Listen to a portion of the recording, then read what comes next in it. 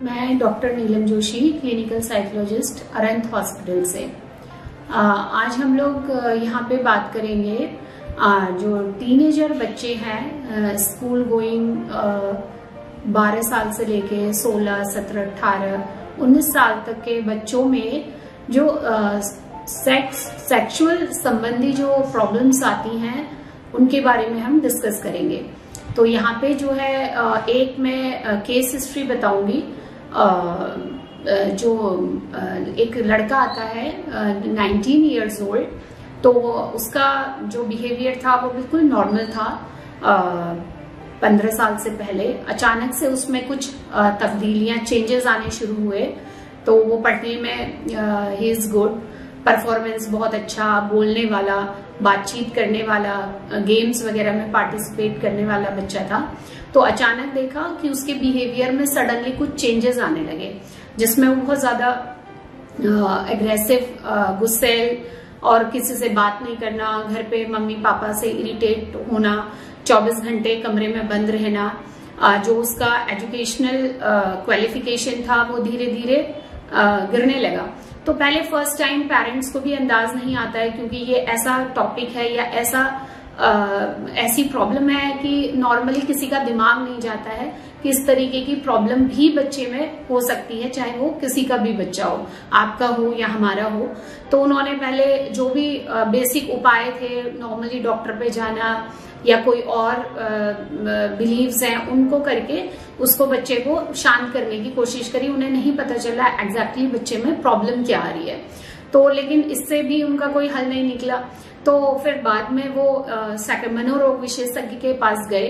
तो तब जाके वहां से वो क्लिनिकल साइकोलॉजिस्ट मेरे पास आए।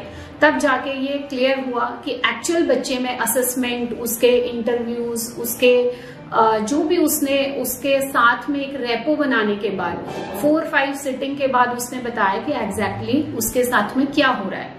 तो उसको जो डायग्नोस हुआ वो एक्स्ट्रा मास्टरबेशन, जो कि वो 17 इयर्स में उसको डायग्नोस हुआ।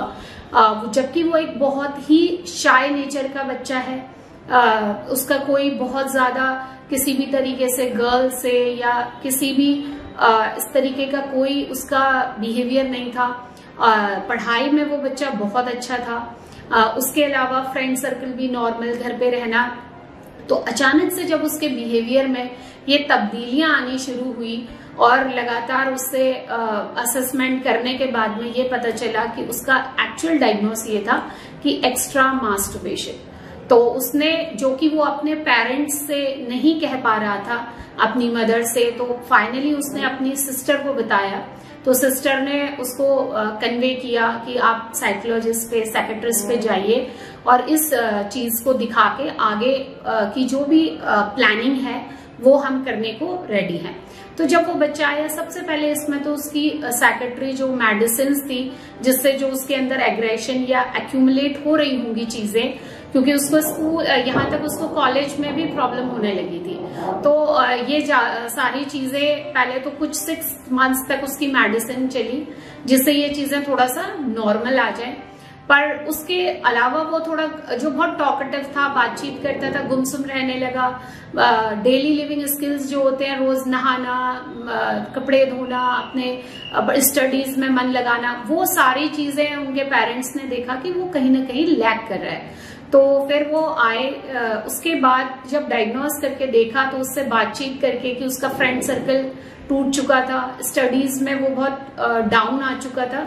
तो ये सारा उसका असेसमेंट करके जो भी उसका आगे का स्ट्रैटेजी, उसके बिहेवियर को देख के बनाना, उसके बाद साथ में उसकी मेडिसिन चलना, उसका डे टू डे का फॉलो अप लेना, उसके नेचर के अकॉर्डिंग उसका लेसन प्लान बना के उसको मोटिवेट करना, और उसकी जो भी कमियां आ रही हैं, चाहे वो फ्रेंड सर्कल में आ रही हो, उसके बात करने में आ रही हो, शेयरिंग करने में आ रही हो, तो उसको एक एक पार्ट को पकड़ के उसके गोल्स डिसाइड करके उसको कंप्लीट करना।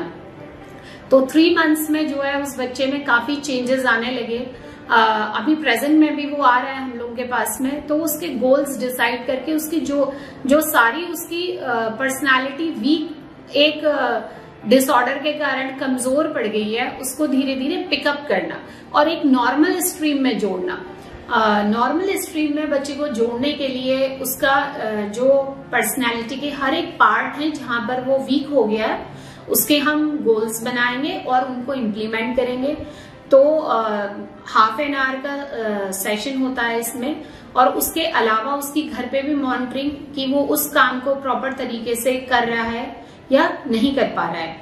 तो इसमें उसके छोटे छोटे गोल्स बनेंगे जिसमें उसका सोशल इंटरेक्शन है, अपने friend circle, increase friend circle है, टॉकेटिव होना, घर के डेली लिविंग जो काम होते हैं उनमें इंटरेस्ट लेना, इनफैक्ट खाना जो फूड हैबिट्स हैं उसमें इंटरेस्ट लेना, पढ़ाई में इंटरेस्ट लेना, उसको इंक्रीज करना, क्योंकि इससे पढ़ाई का जो बच्चे का स्टैमिना होता है वो काफी कमजोर हो जाता है। तो उसको पिकअप करना, जो भी साथ में क्लासेस चल रही हैं उसको पिकअप करना, ताकि आगे उसको जॉब में या उसका जो फैमिली लाइफ भी इनफैक्ट चलेगी उसमें उसको प्रॉब्लम न हो।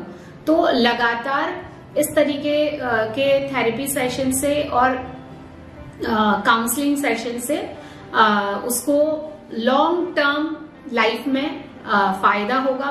प्लस उसको थोड़ा बहुत लाइफ मैनेजमेंट स्किल्स सिखाना, जिससे कि उसको जो छोटे छोटे हडल्स आ रहे हैं, कंफ्यूजन माइंड में आ रही है, उसको क्लियर करना, कॉन्फिडेंट बनाना, उसके हॉबी डेवलप करना, जिससे जो उसका चीजों को प्रति एक उदासीनता या सैडनेस आ जाती है वो उसका उसमें मन लगे, कॉन्फिडेंस डेवलप हो, सोशल गैदरिंग में जितना ज्यादा से ज्यादा वो इंटरेक्ट करे, पार्टिसिपेट करे। स्पोर्ट्स इसमें एक बहुत अच्छा विकल्प सामने आता है कि अगर उसके खेलने में इंटरेस्ट डेवलप हो जाता है तो 20 या 30% हमारा काम हो जाता है। तो ये सारी चीजें हैं। यहाँ पर हमने बात करी एक्स्ट्रा मास्टरबेशन, जो एक टीनेजर में बहुत ही कॉमन पाए जाने वाली सेक्सुअल डिसऑर्डर है मेल में, तो उसके बारे में हमने बात करा, जिसके रिजल्ट्स भी बहुत अच्छे हैं।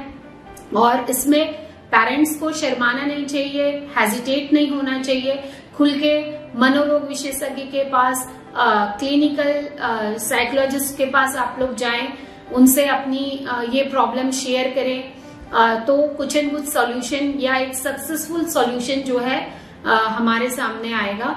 और अरहंत में हम विगत वर्षों से इस क्षेत्र में भी काम कर रहे हैं और आगे भी इसी क्षेत्र में काम निरंतर हम करते रहेंगे। आगे हम और डिफरेंट सेक्सुअल डिसऑर्डर्स की बात करेंगे, सेक्स एजुकेशन की भी बात करेंगे, जो कि टीनेजर बच्चों के लिए निहायती जरूरी है, और फीमेल में पाए जाने वाले सेक्सुअल डिसऑर्डर की बात करेंगे। धन्यवाद।